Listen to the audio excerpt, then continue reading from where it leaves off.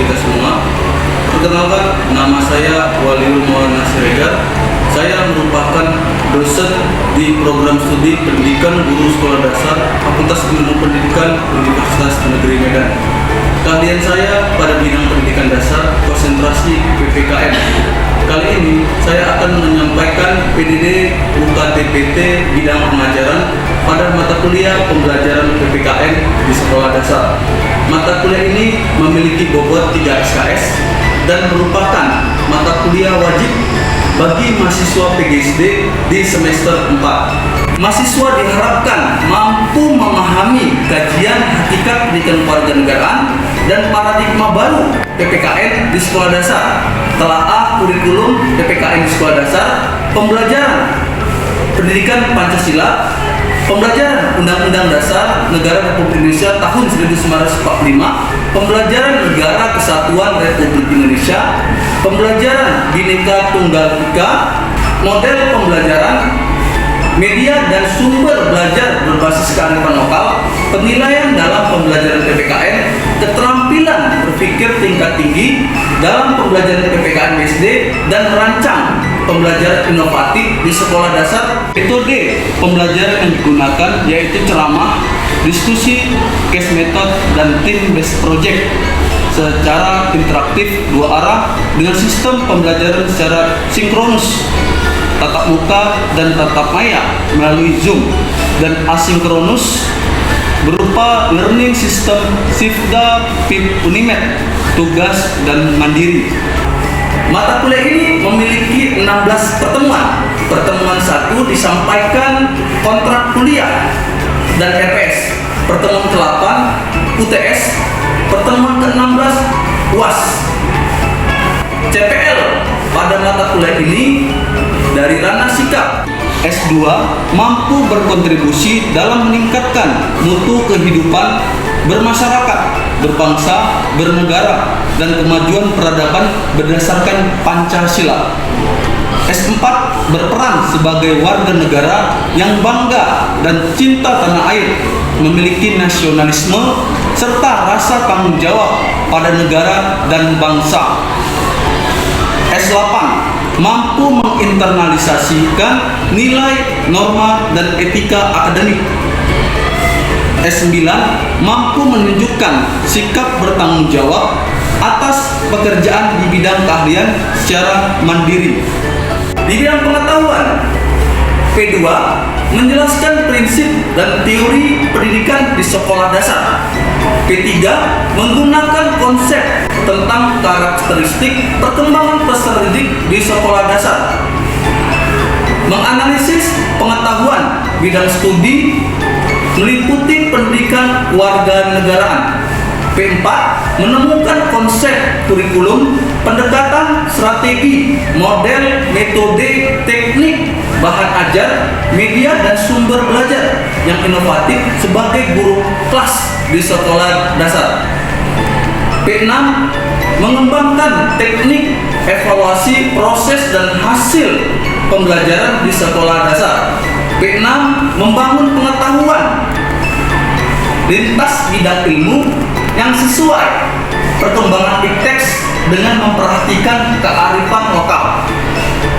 Keterampilan umumnya, KU1 mampu menerapkan pemikiran logis, kritis, sistematis, dan inovatif dalam konteks pengembangan dan implementasi ilmu pengetahuan dan teknologi yang memperhatikan atau menerapkan nilai humaniora yang sesuai dengan bidang keahliannya. Keterampilan khusus KK1 mampu menerapkan prinsip dan teori pendidikan melalui perancangan dan pelaksanaan pembelajaran di sekolah dasar secara bertanggung jawab. KK3 menyajikan perancangan dan pelaksanaan pembelajaran di sekolah dasar dengan memperhatikan karakteristik peserta didik.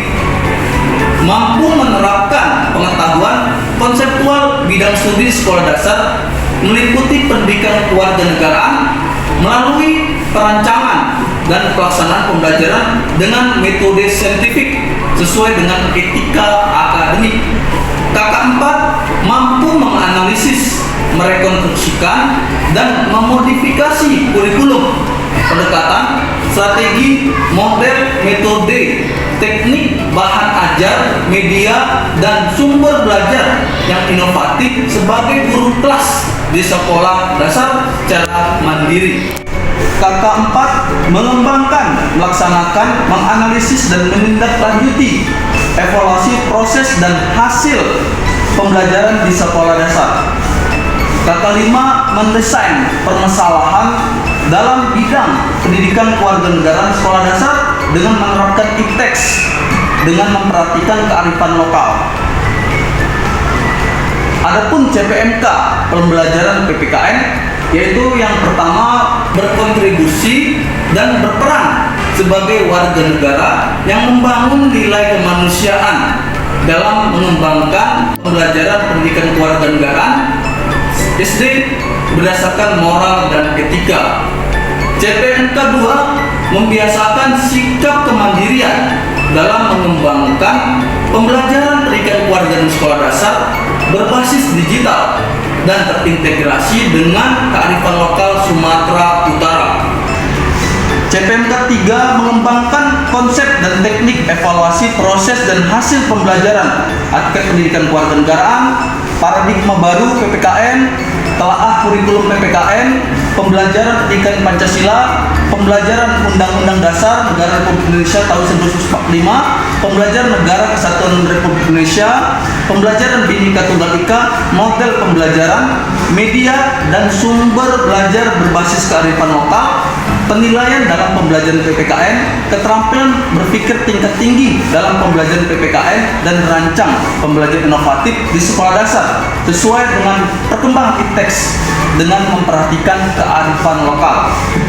CPMK 4 mengungkapkan sikap terbuka, kritis, inovatif, dan percaya diri dalam mengembangkan pembelajaran pendidikan kewarganegaraan untuk siswa sekolah dasar yang berbasis digital dan terintegrasi dengan kearifan lokal di Sumatera Utara. Selanjutnya CPMK 5 merancang, melaksanakan, menganalisis, dan menindaklanjuti evaluasi dan hasil pembelajaran di sekolah dasar serta menyelesaikan permasalahan dalam bidang pendidikan kewarganegaraan di sekolah dasar dan dengan menerapkan IPTEX dan kearifan lokal. Adapun saya cara mengajar pada mata kuliah pembelajaran PPKN SD, saya menyampaikan dalam micro-teaching pada akhir video ini. Asesmen mata kuliah pembelajaran berupa 5% tingkat kehadiran, 20% UTS, 25% UAS, dan 50% tugas. Tugas rutin membuat RPP ataupun merancang RPP, ya case method, yaitu menelaah permasalahan guru dalam mengajarkan materi PPKN di sekolah dasar, serta tim based project mahasiswa menghasilkan karya berupa karya ilmiah. Pertemuan kedua ini diharapkan mahasiswa mampu menelaah hakikat pendidikan kewarganegaraan, meliputi status pendidikan kewarganegaraan dalam instrumentasi pendidikan nasional. Yang kedua, pengertian PPKN. Yang ketiga, fungsi dan tujuan PPKN, serta yang keempat, komponen PPKN di sekolah dasar. Kegiatan dibagi menjadi 3 kategori, yaitu kegiatan pendahuluan, kegiatan inti, dan kegiatan penutup. Selamat menyaksikan video berikut. Terima kasih. Assalamualaikum warahmatullahi wabarakatuh. Selamat pagi.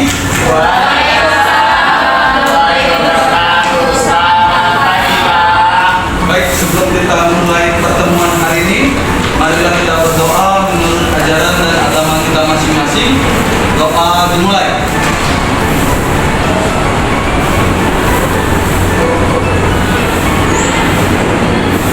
Doa selesai. Delvia, Delvia hadir. Cindy Sirait. Saya Pak. Azara. Hadir Pak. Desi Alvina. Hadir Pak. Deni Sekian. Saya Pak. Daniel. Baik, semua hadir ya dalam pertemuan hari ini. Baik, apa kabar hari ini? luar biasa. Ya, itulah ya, semoga kita selalu diberikan kesehatan agar kita dapat melaksanakan aktivitas kita dengan sebaik-baiknya. Ya, yang pastinya selalu diberikan kesehatan. Baik, di hari ini kita akan melaksanakan pertemuan materi yang mengenai hakikat pendidikan kewarganegaraan. Ya, sampai ingat di minggu yang lalu kita membahas tentang apa? Apa yang kita sepakati di dalam RPS tersebut?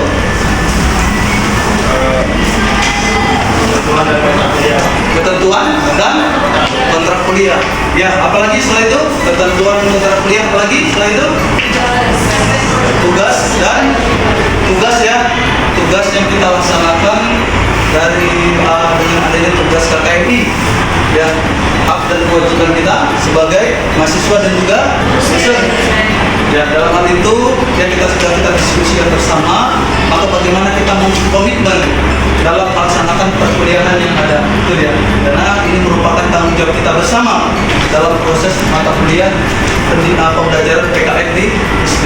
Hari ini yang pertama nanti mahasiswa akan mampu memahami tentang instrumentasi ya, atau status pendidikan kewarganegaraan dalam instrumentasi pendidikan nasional. Yang pertama. Yang kedua, nanti mahasiswa mampu menelaah ya, pengertian dari pendidikan kewarganegaraan. Yang kedua.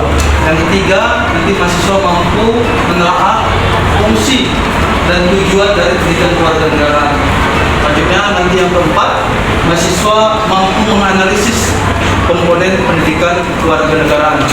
Ya, kita masuk ya di hari ini ya, kita membahas tentang hakikat pendidikan kewarganegaraan ya, di sekolah dasar. Ya, dalam hal ini ada istilahnya di sini status pendidikan kewarganegaraan dalam instrumentasi pendidikan nasional. Dia ada status. Status Daniel apa status Daniel? Hah? Rajang? Mahasiswa ya? Ya. Ya, pasti semua statusnya ada ya, mahasiswa. Begitu juga untuk pendidikan kewarganegaraan ada statusnya. Ya, kenapa? Pendidikan kewarganegaraan itu diajarkan, terutama di bicara tentang pendidikan nasional. Poin pertama di sini, ya, sebagai mata pelajaran di sekolah. Ya, menurut Undang-Undang yang nomor 20 tahun 2003 dan di pasal 37 menyatakan bahwasanya pendidikan kewarganegaraan itu diajarkan di sekolah. Ya, boleh nanti Anda searching dan terkait mengenai penjelasan hal tersebut. Yang pertama, yang kedua, ya, sebagai mata pelajaran di perguruan tinggi. Ya, jadi dengan adanya Undang-Undang nomor 20 tahun 2003 diperjelas lagi. Ya, dengan adanya Undang-Undang nomor 20 tahun 2012, yaitu pendidikan kewarganegaraan wajib di semua perguruan tinggi. Dalam hal ini juga sebagai salah satu cabang pendidikan disiplin ilmu pengetahuan sosial dalam kerangka program pendidikan guru. Jadi sebelumnya ya, PKN itu berada pada nomenklatur ITS. Dan itu ada juga istilahnya sebagai program pendidikan politik. Apakah di sekolah dasar bisa diajarkan pendidikan politik? Mana ada yang bisa memberikan tanggapan? Apakah di sekolah dasar? Silakan.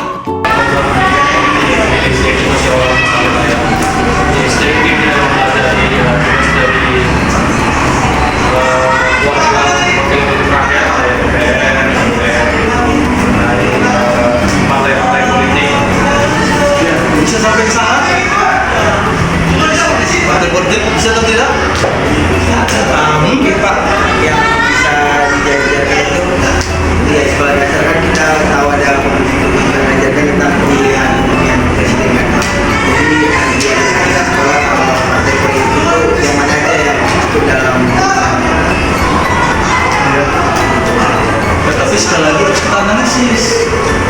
Dan kira-kira di kelas 1 itu apa saja materi tentang hal tersebut. Kewarganegaraan, bagaimana untuk menciptakan proses pembelajaran untuk mengaktifkan siswa dalam proses pembelajarannya sesuai dengan apa sekarang. Mungkin dengan pemikiran yang ini yang berpikir kepada permasalahan yang ada dalam kehidupan sosialnya. Itu kan merupakan konsep. Dia untuk apa? Untuk individu dan juga kelompok. Individu mungkin kemandirian dia dalam arti belajar.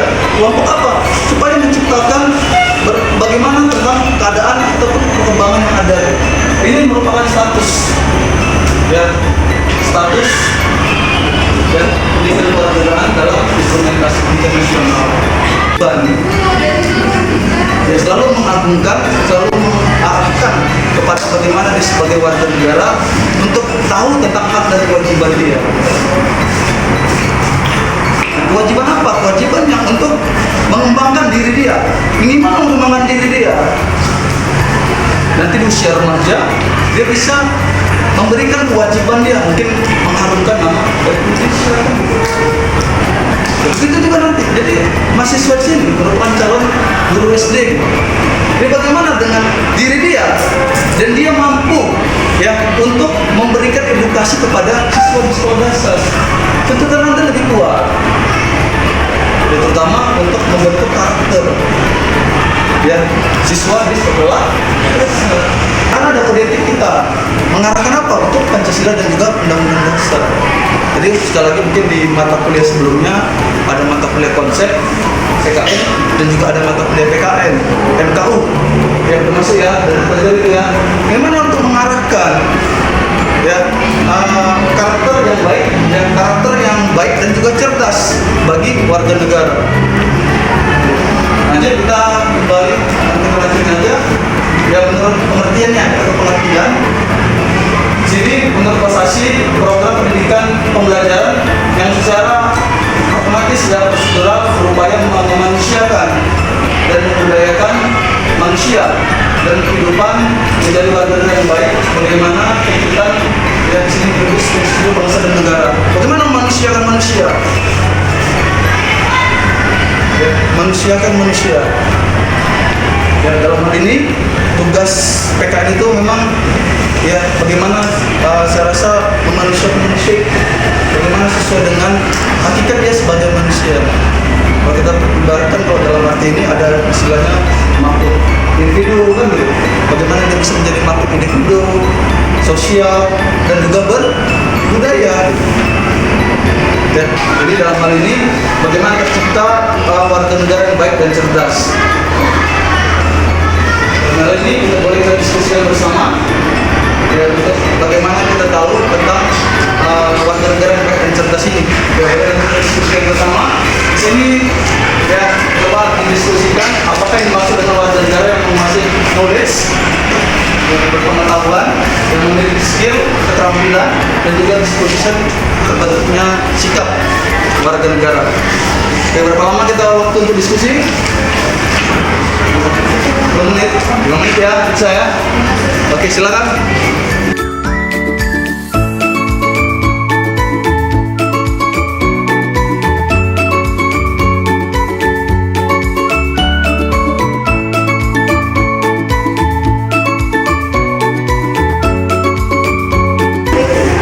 Mana?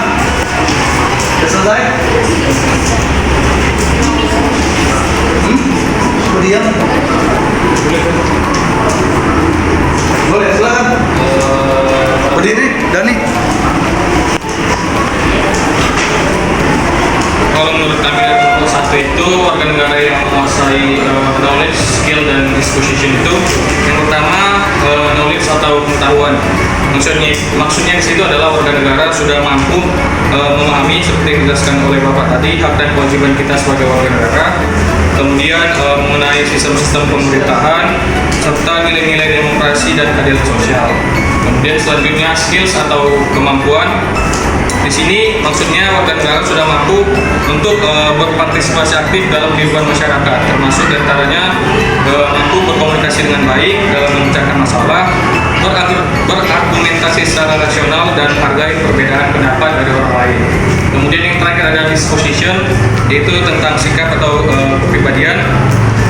Maksudnya adalah warga negara menguasai sikap positif terhadap kehidupan bermasyarakat seperti memiliki sikap toleransi, semangat kebersamaan, empati dan tanggung jawab sosial. Mungkin itu saja dari kami. Oke, itu pendapat dari kelompok satu ya, bahwasannya ya, jadi seorang warga negara ya, untuk berpengetahuan itu dia harus tahu dulu ya mana yang baik dan yang buruk, dan kewajibannya seperti apa yang baik, kewajiban apa yang baik, politik apa yang baik. Maka dari dia tahu yang baik ya, terbentuklah keterampilannya. Keterampilan apa? Itu partisipasi ya, dalam kehidupan berbangsa dan juga bernegara. Bila mana sudah baik, maka bagaimana dia untuk meneruskan hal yang baik itu.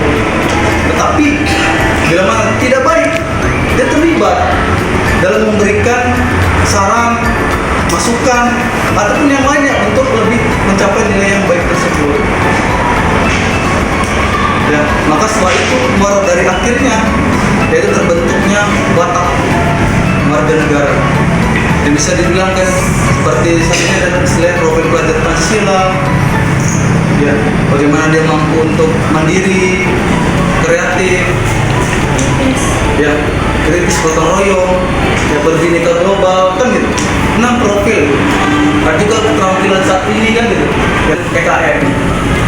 Jadi hasil belajar itu hampir sama dengan komponen yang harus dimiliki oleh warga negara. Hasil belajar kita tahu ya, pengetahuan, sikap dan keterampilan. Begitu juga untuk pendidikan warga negara, mengarahkan warga negara untuk akhirnya, untuk ujungnya atau untuk muaranya terciptanya sikap, karakter. Ya, akan tercipta warga negara yang cerdas, ya, knowledge dan juga skill. Knowledge dan pengetahuan dan juga keterampilan, bila mana berpengetahuan dan juga memiliki sikap, ya, maka terciptanya warga negara yang bertanggung jawab. Dan yang ketiga, bila mana yang memiliki keterampilan dan juga yang memiliki sikap, maka tercipta warga negara yang partisipatif. Dalam berpikir kritis, bersikap, ya, disengaja nasionalisme dan berjiwa Pancasilais. Artinya yang kedua di sini memiliki wawasan kebangsaan dan juga mencintai negara kesatuan Republik Indonesia dengan rasa cinta tanah air. Yang ketiga, memiliki rasa persatuan dalam perubahan bangsa Indonesia menuju lebih baik lagi. Yang keempat, memiliki mindset atau pola pikir dalam memecahkan masalah yang terkait mengenai keadaan negaranya. Ini yang kelima, memiliki karya yang inovatif untuk mengangkat ya harkat dan martabat di depan para negara-negara lain. Dari sini menjiwai nilai Pancasila dalam kehidupan sehari-hari. Ini merupakan tujuan pembelajaran PKN di sekolah dasar sesuai dengan Permendiknas kan ya, bahwasanya ada tujuan pendidikan kewarganegaraan, tapi lebih spesifiknya tentang Pancasila ini.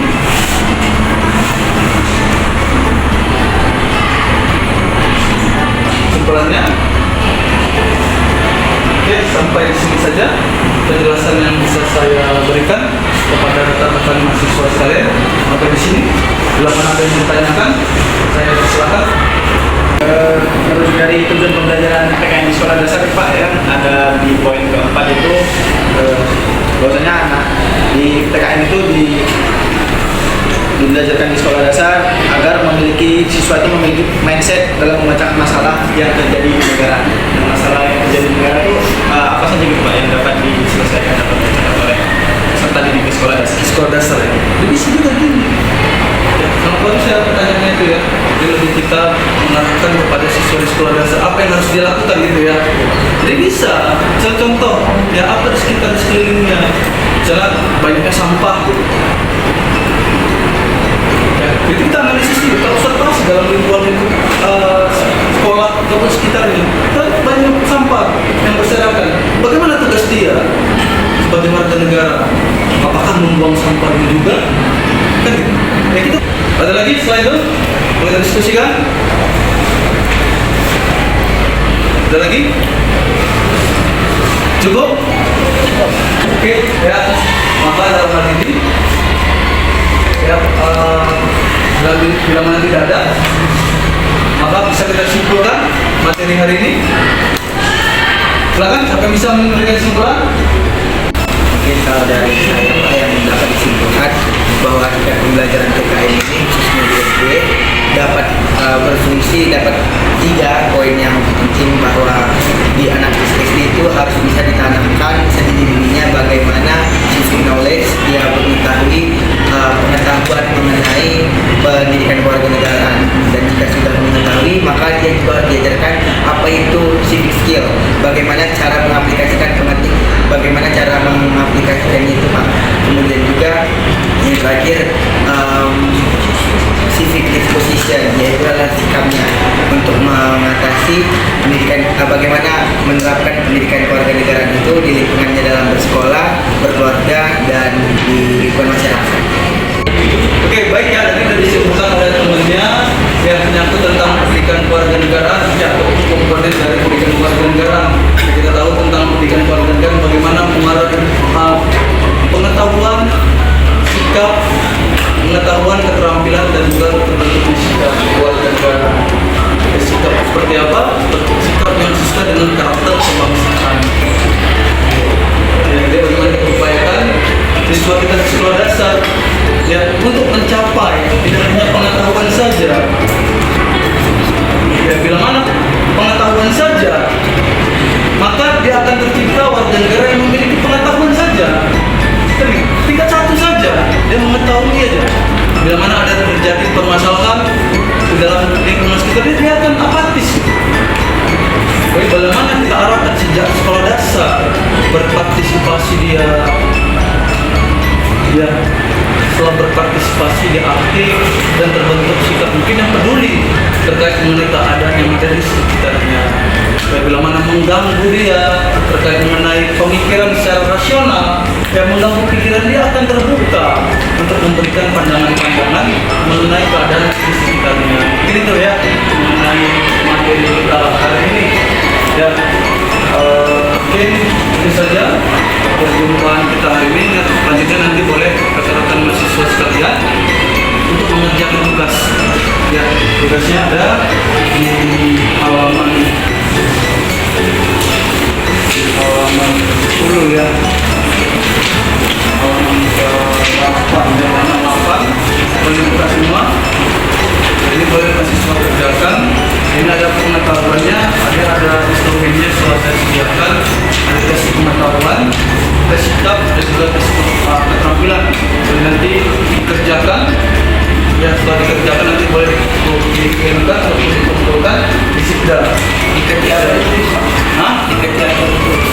Boleh di ini ya, tulis tangan. Ya, tulis tangan nanti difotokan ya. Dan saya nilai atas tugas mahasiswa tersebut. Ya, dikumpulkan di minggu depannya. Saya. Oke, mungkin itu saja perjumpaan kita hari ini. Lebih kurang ya Oke, baik, untuk mendapatkan